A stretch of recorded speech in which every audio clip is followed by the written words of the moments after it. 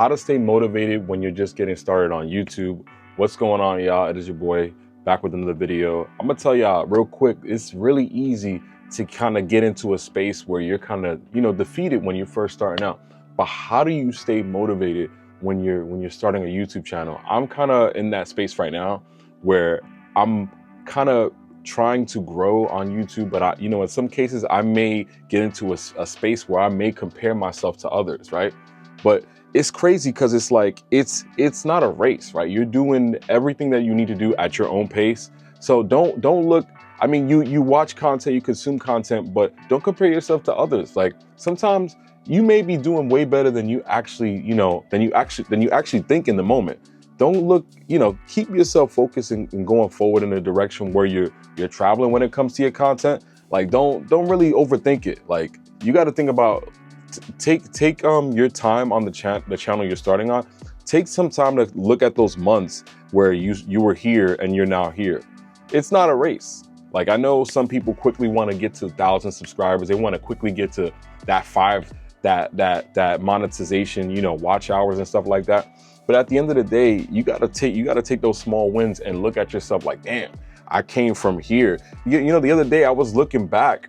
It was like, I would say 4 weeks ago, and I was like, damn, I looked at my progress and I'm like, damn, I'm not doing too bad.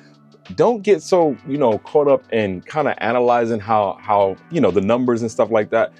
Move at your own pace. You know what I'm saying? Like, it's not a big deal. Like you'll get there. The thing is, if you use focus and consistency and you kind of dial in, don't worry about it. Don't compare yourself to others. All right, the next one. Reframe your perspective. Look at where you're at. Like if you looked at yourself, if you got to look at, sometimes I don't really look at numbers like that. I try not to, because I'm a big numbers guy, so I'll deep dive. But at the end of the day, look at where you were at in month January to February, or even look from month January to March. Look at those numbers, because sometimes you're doing a lot better than you may think. You know what I'm saying? Don't go crazy. You know what I'm saying? You got to give yourself credit. You got to give yourself credit in some cases. You know what I mean? Anyway, let's move on to the next one. Also, I'm back on the Osmo Pocket 3. I'm waiting for my ND filters to come in on the Action 5, because I definitely need it since I do a lot of vlogging outside. So, more to come. But right now, I'm back on the Osmo Pocket 3. All right, stop overthinking. This is the third one. Stop overthinking and start working. You know what I'm saying? Get to work. Work on that content that you take that energy, take all that thought and put all that energy into getting on this camera and talking, or thinking of a new idea, or trying to do something different, or scripting out an idea for a video. Or maybe if you're in a space where you're overthinking, why not batch edit? Why not batch record? Make 3 or 4 videos, so that way when it comes time for you to have a space where you need to have these videos like put out, you already have all this thinking power you put into just creating content, instead of putting yourself in a space where you're overthinking where you're at, right? Use that energy for something else besides putting yourself in a state where you may kind of overthink and maybe put yourself in a space where you don't want to create content. All right, now I'm gonna tell y'all this fourth one.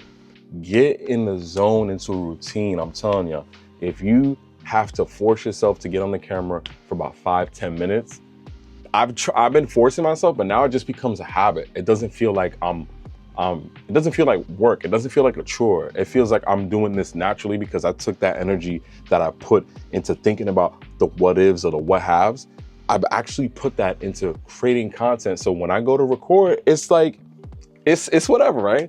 You work on those other attributes, maybe camera confidence, maybe understanding your gear a little bit better, maybe, working on talking to a situation that you have not experienced, maybe working on a situation outside, maybe getting comfortable talking about new topics, maybe, communicating with other people and other channels. You could use those things to your benefit. Take that energy that you're putting into thinking about how your channel is growing into something else.